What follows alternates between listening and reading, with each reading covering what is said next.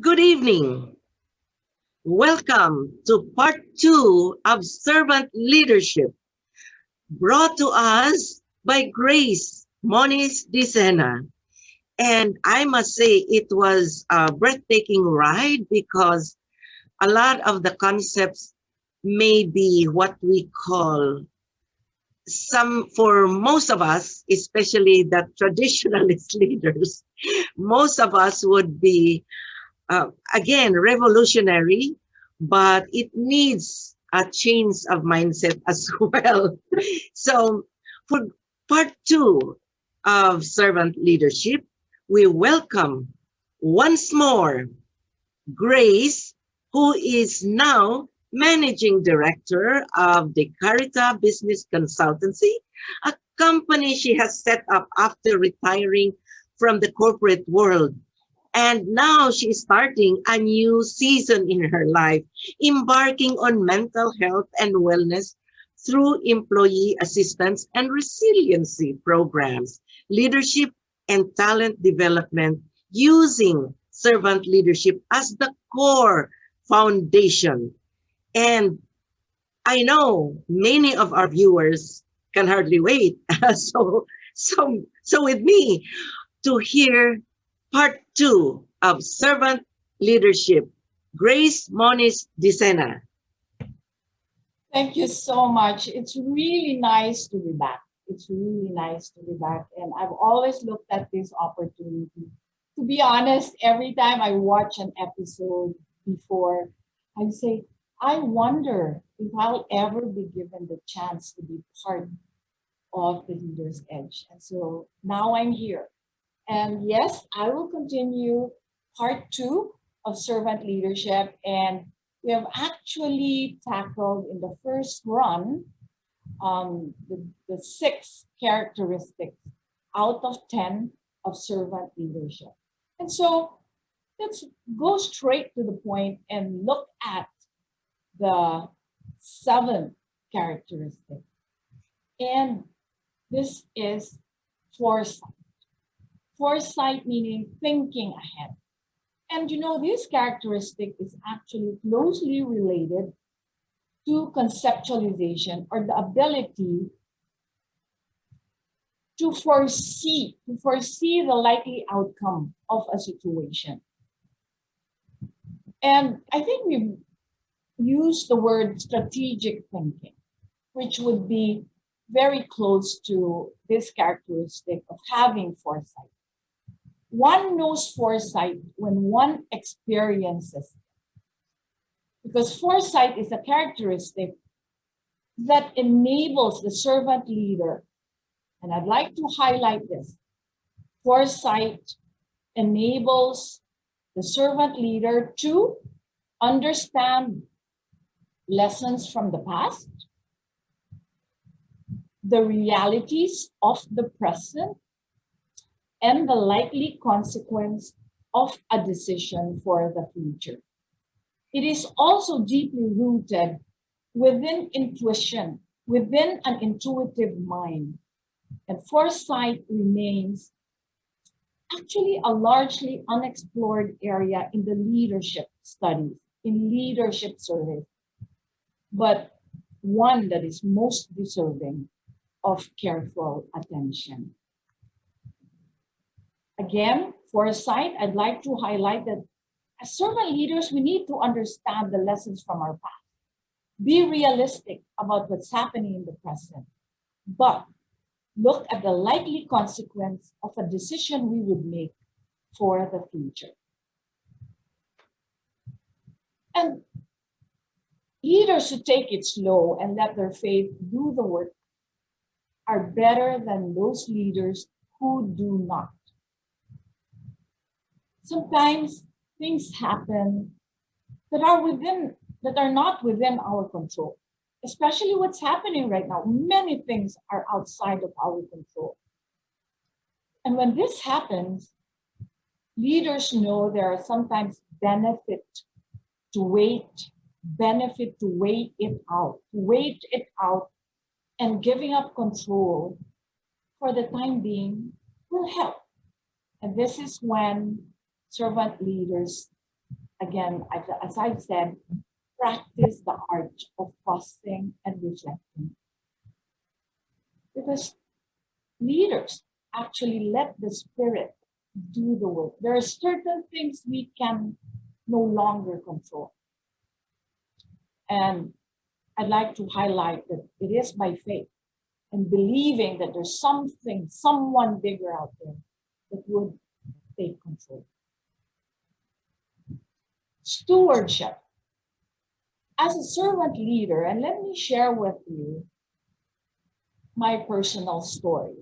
So we'll now go into storytelling of a leader. As a servant leader of my home and my company, I am a steward. I am a caretaker. I am a caretaker of my family, my husband, my children, my grandchildren. And I try to be a role model. I am a caretaker of the team that I work with, of the clients that I work with now. And I answered the call to be a wife, a mother, an HR leader. But most especially, I said yes.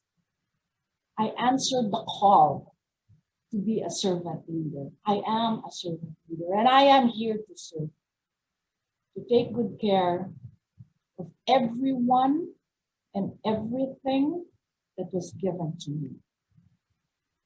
And I'd like to believe that it is a continuing journey of being humble, but still being a strong leader and being selfless. And I have been in the HR world for 3 decades now. That's a big giveaway. While, I am competitive by nature, but I have mellowed down through the years. But I still wish to excel in everything. But this time, I am more concerned on how I can take care of the resources that were given to me. Like when I was working, I do not see myself as an employee or as a leader of the company.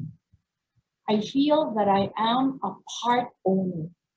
I have accountabilities. I am a stakeholder. And there is a balance to uphold the interest of the company and balance it out with the interest of the employees. Servant leaders are not lukewarm. They do not compromise. And that's also something that I believe in. I call out if there's something that needs to be called out. I go into tough conversation. But at the end of it all, people know that I mean well when I do the calling out.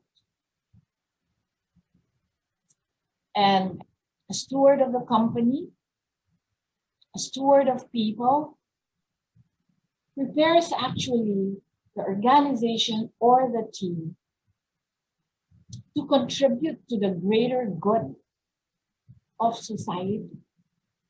And I wish that each and every one of us, each and every leader, whether you're a servant leader or an aspiring servant leader, you want to look at what you can contribute to our country, to the larger society. Grace, I'm just, again, this is out of curiosity, and I want our viewers also to have to rather expand their understanding about servant leadership. And I'm so happy you gave us your story. Are there certain leaders, whether locally or globally, that fit the mold of the servant leader that you are talking about? And who are they, and why do you think they are servant leaders?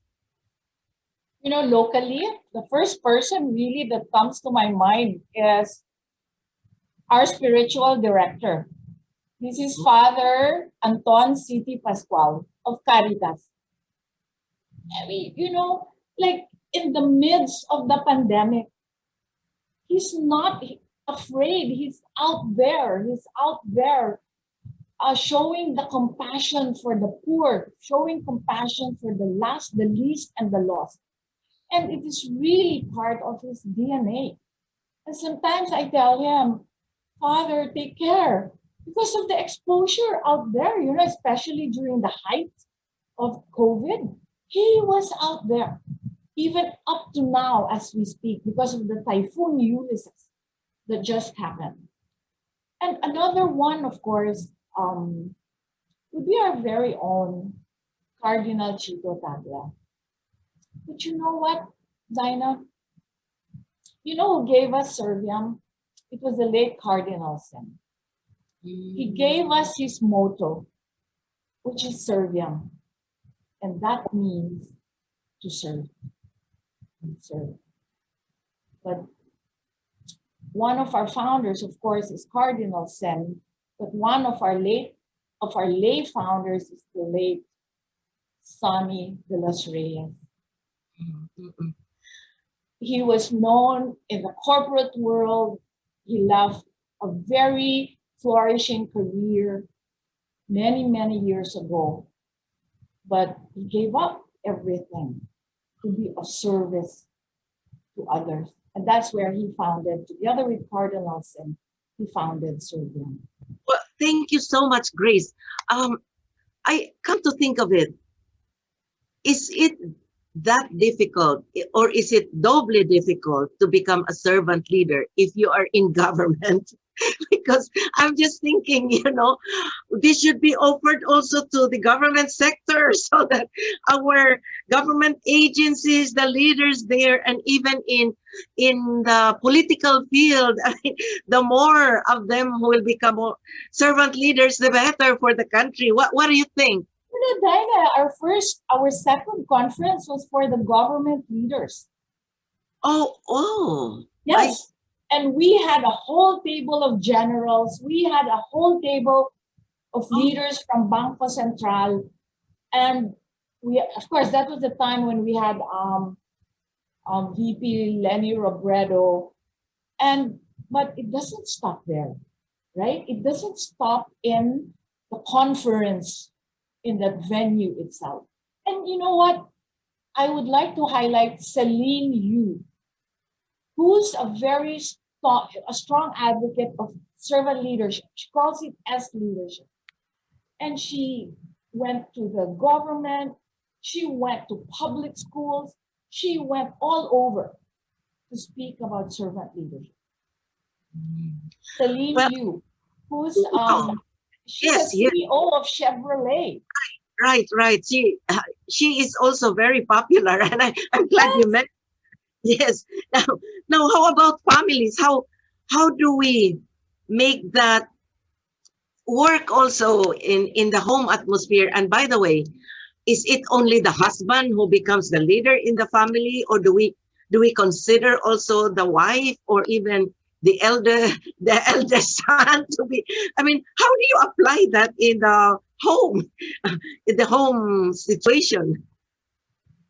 A parent should believe that it is not a role, it is not a position, but they are also servant leaders in their own homes, right? So the headship is the father, the headship is the husband. But let's face it, the reality is we have very strong wives, we have very strong moms who really run the household. But there's also the saying that wives, be submissive to your husband. It is in the word, it's in the Bible. Wives, be submissive to your husband. But it doesn't stop there, di ba, Dinah? It also said, husbands, respect your wives. Listen to your wives as in the same way as how, you listen to the church.